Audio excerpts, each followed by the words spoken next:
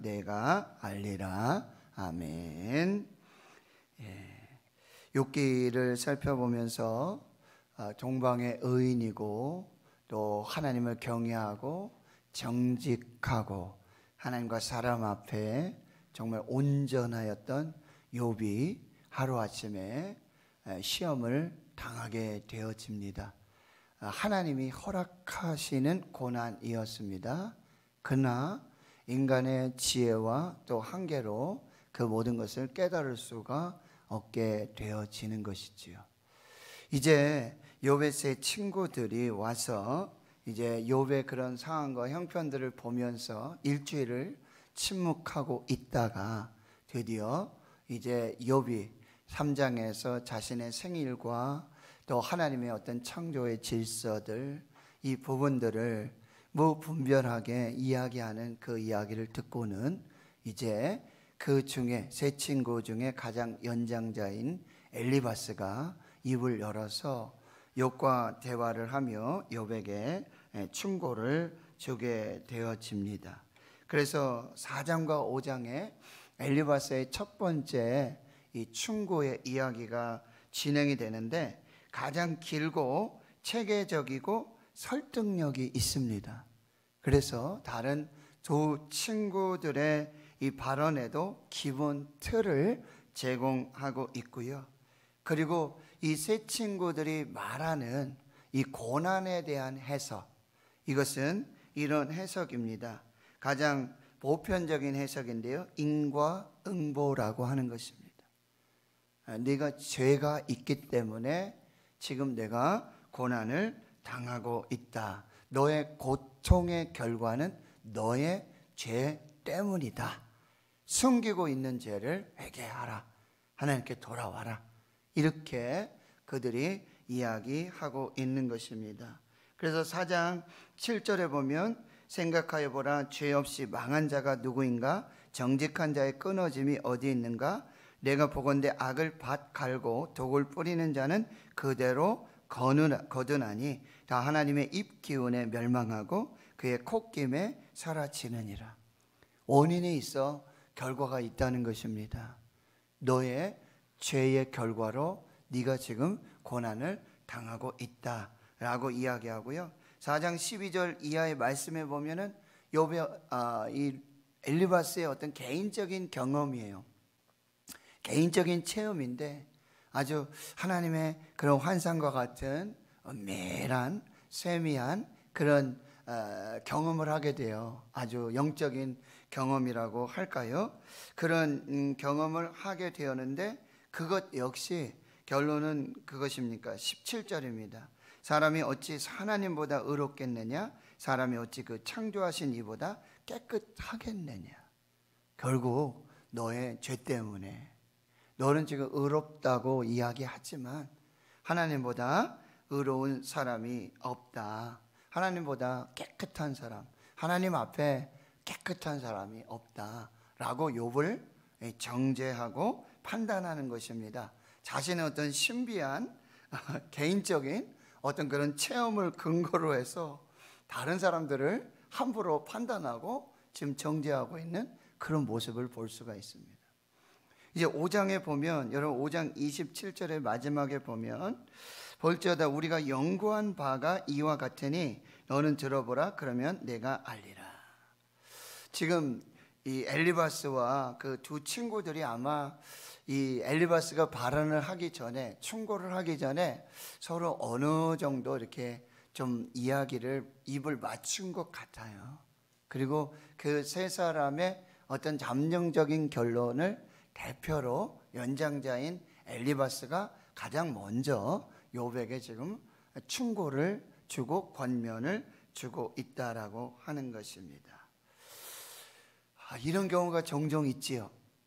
다른 사람들의 고난에 대해서, 다른 사람들의 시험에 대해서 이러쿵저러쿵 감나라 콩나라 하면서 이야기하는 사람들이 있습니다.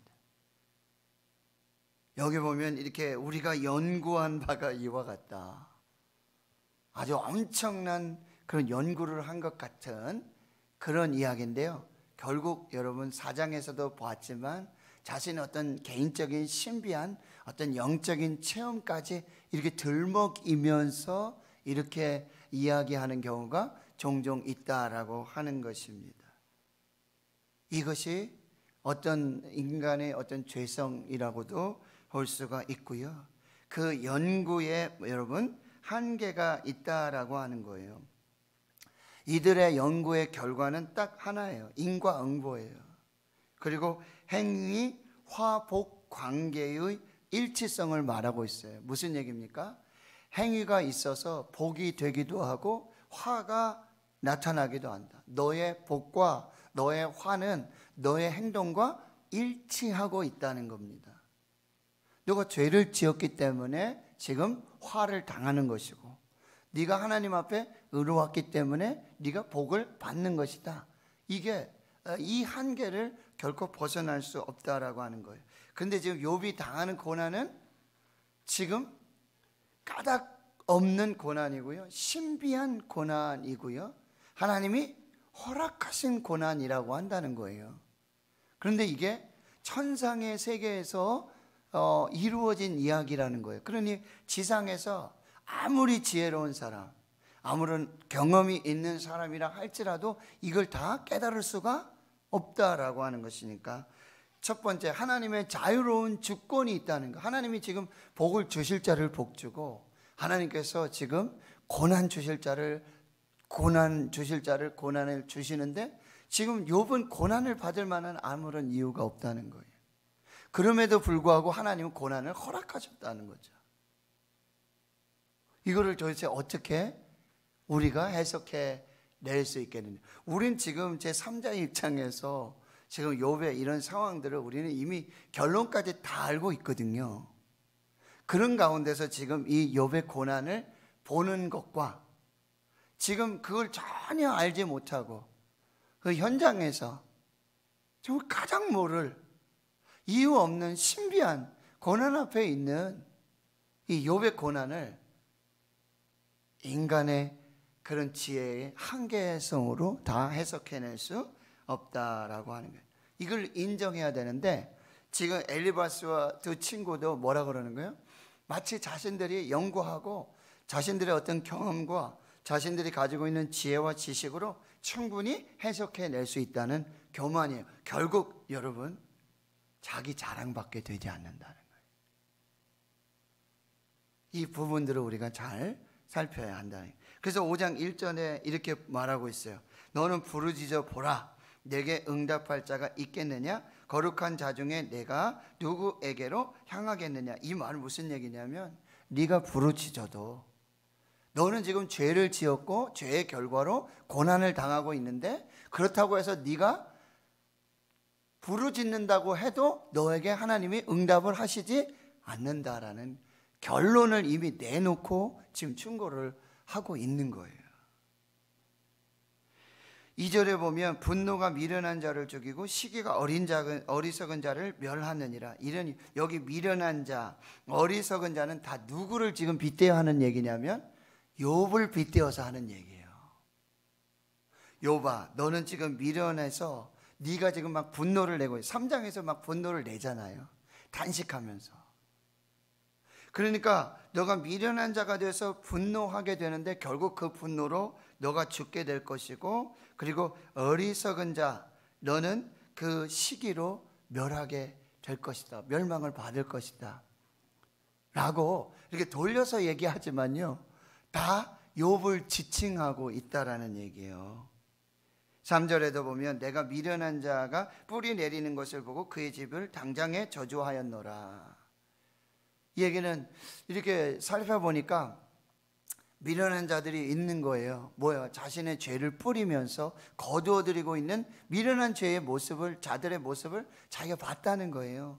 그리고는 그 집을 당장에 자기가 저주하는, 지금 욥에게 지금 하는 이야기이거든요. 그러면서 4절에 보면 그의 자식들은, 이게 다 욥의 자식을 빗대어 하는 얘기입니다. 욥의 자식이 지금 7명이, 아들 7, 딸 3이 하루아침에 다 죽지 않았습니까? 그리고 5절에 보면 그가 추수한 것, 여러분 욥의 재산 모든 것이 하루아침에 다 사라져 버리지 않았습니까? 이것을 다 빗대어서 지금 하고 있다라고 하는 이야기예요. 6절과 7절은 이렇게 결론을 내는 것입니다. 재난은 티끌에서 일어나는 것이 아니며 고생은 흙에서 나는 것이 아니니라. 사람은 고생을 위하여 났으니 불꽃이 위로 날아가는 것 같으니라. 이 무슨 얘기냐면 지금 원인 없는 재난이 없다는 거예요. 이유 없는, 까닭 없는 고난이 없다라고 하는 거예요. 다 이유가 있고 까닭이 있고 네가 지금 그 고난을 당하고 있다, 자업자득이다 라고 지금 판단하고 정죄하고 있다라고 하는 것입니다. 여러분 마태복음 7장에 보면 비판을 받지 아니하려거든 비판하지 말아라. 내 눈 속에 있는 들보는 보지 못하고 남의 눈에 치를 보고 이야기하지 말아라. 무엇이든지 대접을 받고자 하는 대로 너희도 남을 대접하라. 지금 어리석은 지혜로 지혜의 한계를 가지고 지금 판단하고 정죄하고 있는 엘리바스의 모습을 볼 수 있다는 거예요. 그럼 우리가 할 수 있는 일은 뭐죠? 우리의 말을 중단해야 돼요. 그리고 우리의 말을 우리 속에 가만히 넣어두고 이제는 하나님의 말씀으로, 예수님의 말씀으로 권면을 해야 한다라고 하는 거예요. 그리고 우리가 권면할 때, 충고할 때는 빌립보서 2장 5절의 말씀, 누구든지 그리스도의 마음을 품고 너희 안에 이 마음을 품으라. 곧 그리스도 예수의 마음이니. 하나님의 마음을 품고 예수님의 마음을 품고 우리가 말해야 되는데 우리 속에 하나님이 없어요. 예수님이 없어요. 하나님의 말로 권면한다고 그러지만 예수님의 마음으로 그렇게 한다고 그러지만 그게 되지 않는다라고 하는 것입니다. 이런 고난 앞에 우리의 말을 아껴야 돼요. 입술에 파수꾼을 세우고 우리의 말을 아끼고 그리고 하나님 앞에서 나 자신도 볼 수 있는 그런 지혜로움이 있어야 한다라고 하는 것이죠. 그리고 10마디 말, 100마디 말, 1000마디의 말로 충고하는 것보다는 침묵하며 그 상황과 고난을 위해서 그 영혼을 위해서 기도해 줘야 한다는 거예요. 그러면서 8절에 엘리바스는 또 이렇게 말해요. 나라면, 이거 참 조심해야 돼요. 나라면, 나 같으면 말이야. 이런 상황 속에서 나 같으면 말이야. 이런 고난 속에서 나 같으면 말이야. 나라면 이렇게 할 텐데. 이 굉장히 조심해야 될 말이라고. 나라면, 나 같으면 이렇게 할 텐데. 이게 무슨 얘기죠? 너는 그렇게 하지 못하고 있고, 너는 어리석고, 너는 미련하고, 너는 지혜 없고, 이걸 다 내포하고 있는 거예요. 8절 보시면 나라면 하나님을 찾겠고 내 일을 하나님께 의탁하리라. 이거 맞는 얘기죠. 근데 그 앞에 나라면을 이걸 빼야 되는 거예요. 나라면. 잘 보세요. 지금 엘리바스가 욥에게 지금 충고를 하고 있지만 성경은 뭐라 그러죠? 의인은 없나니 하나도 없다. 하나님을 찾는 자도 없고 하나님 앞에서 믿음으로 사는 자도 없고 아무도 없다 그래요. 그런데 정말 엘리바스도 그 친구들도 하나님 앞에 보면 지금 하나님은 욥도 인정하시잖아요. 사탄도 욥을 인정하잖아요. 세상 속에서도 인정받던 욥이잖아요. 그럼 욥과 비교해 봤을 때 이 친구도 물론 참 훌륭할 거예요. 왜냐하면 욥이 훌륭하니까 그런 친구들도 분명히 훌륭하고 참 하나님 앞에 잘 사는 사람이 맞을 거예요. 그럼에도 불구하고 하나님 앞에서 의인이 없고 모두가 죄인이라고 한다는 이 사실을 분명히 기억해야 한다는 거죠. 그러면서 9절 이하에 하나님은 큰일 행하시고 기이한 일을 행하시고 비를 땅에 내리시고 물을 밭에 보내시고 낮은 자를 높이시고 애국하는 자를 일으키시고 구원하시며, 하나님은 교활한 자의 계획을 꺾어 지혜로운 자가 자기 계약에 빠지게 하시고 간교한 자의 계략을 무너뜨리시고, 이렇게 하나님은 또 가난한 자를 강한 자의 칼에서 입에서 그들의 손에서 구출하여 주나 그러므로 가난한 자가 희망이 있고 악행이 스스로 입을 다무느니라. 여기 지금 하고 있는 지금 교활한 자, 이 모든 것은 지금 다 욥을 두고 하는 이야기예요. 비유해서 둘러서 이야기하지만,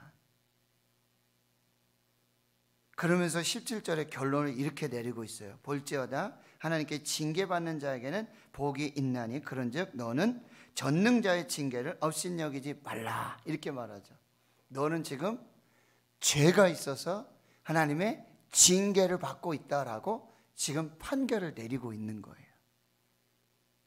그러니 하나님의 징계를 달게 받아라, 이 얘기예요. 여러분, 이 말을 또 우리가 굉장히 조심해야 돼요. 고난받는 많은 형제와 자매들, 그런 상황 속에 이야기할 수 있어요. 당신 하나님의 징계를 받고 있는 거야. 그런데 그거 알아? 하나님의 징계 받는 거 그거 복이야. 잠언과 히브리서 말씀에 분명히 그렇게 말씀하잖아요. 징계받지 않는 아들은 사생자다, 그런 이야기까지 하거든요. 하나님께서 또 사랑하시는 자를 징계하신다고 하시거든요. 근데 우리가 그렇게 섣불리 판단하고 그렇게 이야기할 때가 너무 많다는 거예요. 그러면서 18절에 이렇게 또 얘기해요. 하나님은 아프게 하시다가 싸매시고 상하게 하시다가 그의 손으로 고치신다.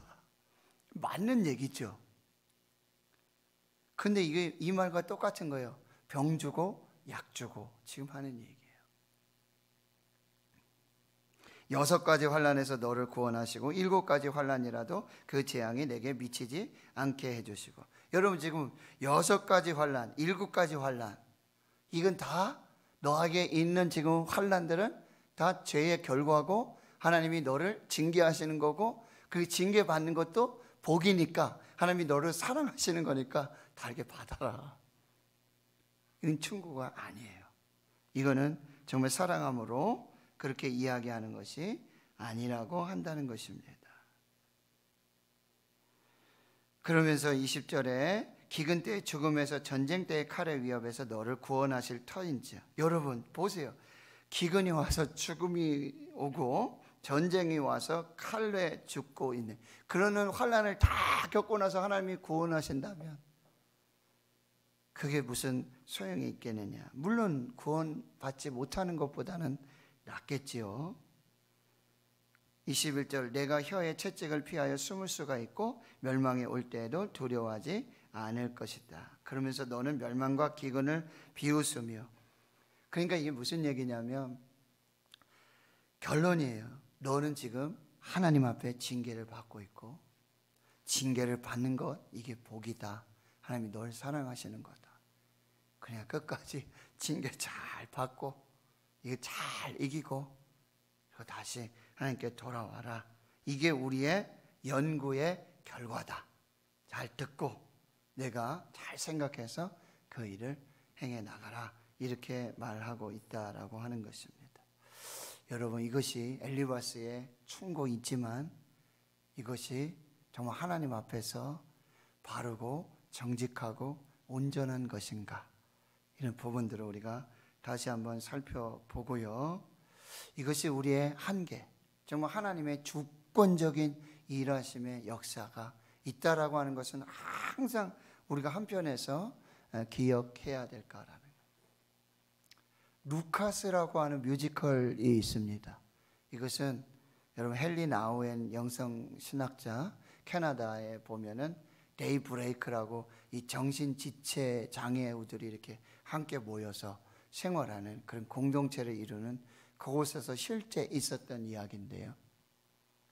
정신연령이 7살밖에 되지 않아요. 부부예요. 가정을 이루었어요. 그런데 그 가정에 하나님이 선물로 자녀를 주세요.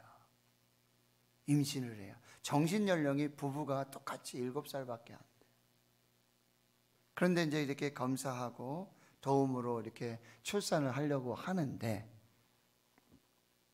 의사 선생님이 이 아이가 선천적인 질병이 있어서 이 아이는 태어나면 15분밖에 살지 못합니다. 그러니까 정말 너무나 안타깝고 정말 하나님 앞에서 너무나 힘들겠지만 이 아이를 유산하는 것이 좋겠습니다. 그런데 정신연령이 7살밖에 안 되는 이 두 부부가 결정을 내려요. 아이를 낳겠다고 해요. 15분밖에 살지 못한다는 의사의 진단이 있는데,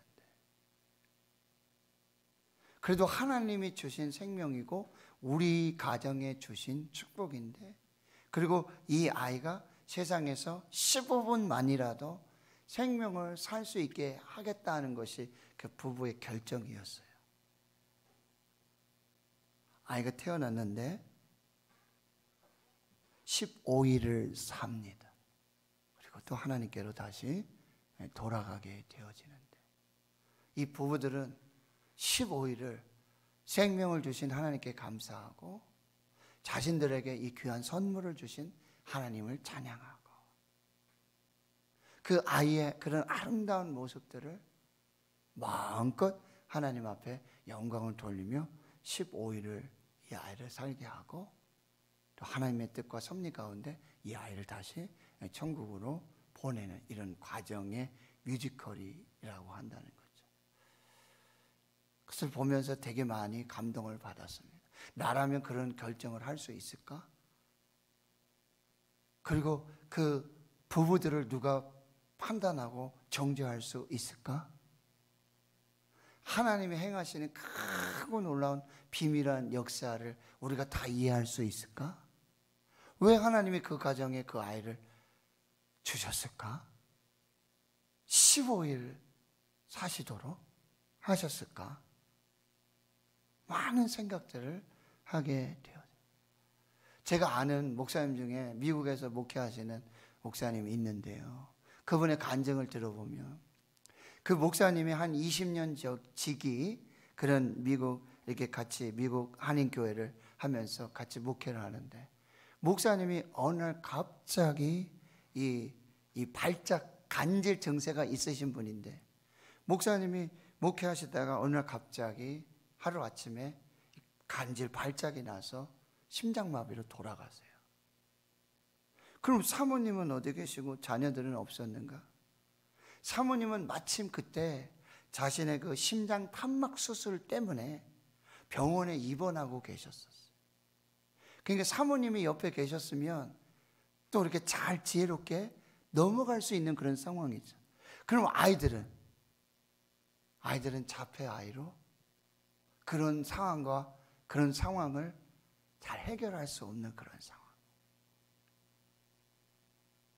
결국 목사님이 돌아가시고 사모님은 또 수술이 잘 돼서 심장 판막 이렇게 해서 생명을 살고 아이들이 그렇게 자라가고, 근데 그 사모님, 그 자녀 누구도 자살을 선택하지 않았다라고 하니, 하나님을 선택하고 하나님 앞에서 하나님이 이루어 가시는, 얼마나 남편이 안타깝고요, 아빠가 얼마나 안타깝고, 하나님은 얼마나 원망할 수 있고 하나님 앞에서 얼마나 그 인생을 포기할 수 있는 그런 유혹들이 얼마나 많이 있을 수 있겠습니까?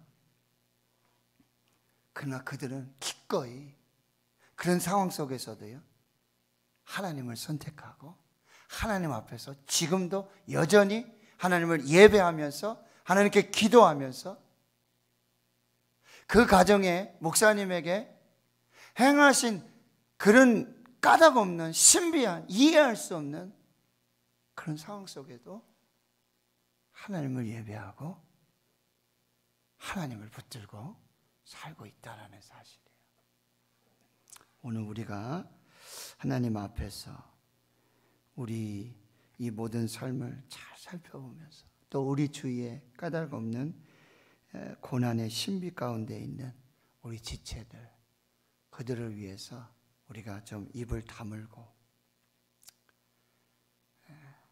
우리가 침묵하지만 그러나 정말 하나님의 마음으로, 예수님의 마음으로 함께 기도하며 하나님이 행하시는 크고 놀라운 비밀한 일들을 함께 경험하는 저와 여러분, 정말 성숙한 교회, 또 성숙한 그런 신앙인이 될 수 있도록, 하나님 앞에서의 그 삶을 살 수 있도록 그렇게 나아가시는 저와 여러분 되실 수 있기를 주의 이름으로 축원합니다. 하나님, 오늘 또 하나님 새 날을 주셨습니다. 새 생명을 주셨습니다. 하나님 주신 이 거룩하고 복된 은혜들을 저희들이 잘 분별하여 살게 하여 주시고, 또 특별히 원인을 알 수 없고 까닭 알 수 없는 신비한 하나님 앞에, 그 고난 앞에 스스로 숨어 계시는 하나님 앞에 서 있는 교회와 주의 성도들, 우리 환우들, 하나님 앞에서 우리가 함께 기도하며 하나님의 뜻을 이루어가도록 인도해 주시옵소서. 나라면 이렇게 했을 텐데, 나라면, 그리고 우리의 작은 지식과 그리고 그 지혜로 판단하고 정죄하지 않도록 성령 하나님께서 지혜를 주시옵소서. 이제는 우리 구주 예수 그리스도의 은혜와 하나님 아버지의 무한하신 사랑하심과 성령의 교통하심이 이제로부터 영원토록 함께 하시옵기를 간절히 축원하옵나이다. 아멘.